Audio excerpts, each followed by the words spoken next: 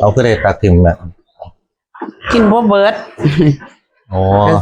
อาการของหมูกินห้ำบ่เบิดเนี่ยมาจากอย่าง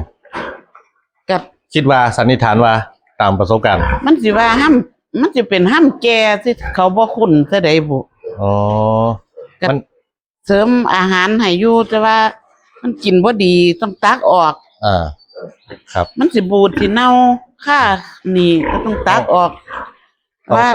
มันไม่อยู่ให้ตัวอื่นกินก็ได้อันนี้ห้องพึ่งไห้มือเศร้านี่แหละครับแต่ลักษณะกินบ่เบิดเล่มบ่เบิดเขาเล่มบ่เบิดตักออกยันมันบูดมันเน่าบางเทื่อก็เบื่ออาหารเนาะแต่ขันหาล่างตัวก็เป็นป่วยเนาะอันนี้เพิ่นแข็งแรงดีอยู่แต่ตัวนี้แข็งแรงดีบ่ได้เป็นหยังน่าจะเบื่ออาหารแล้วกินหลายโพดดิใส่เป็นห้ำใหม่ครับ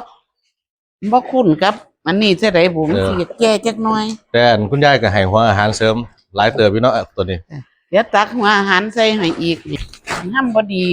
ตักออกย่านมันบูดมันเน่าเดี๋ยวลูกสิท้องเสียแล้วก็อาหารใส่ให้เขาบ่มักห้ำตี้นี่โอ้กินเลยครับนั่นเอาใจบ่มักห้ำแล้วเอาใจใส่ดีคักคือหยังนี่บ่กินห้ำเปลี่ยนหัวอาหารใส่ให้ซะเด้ตักห้ำออกครับ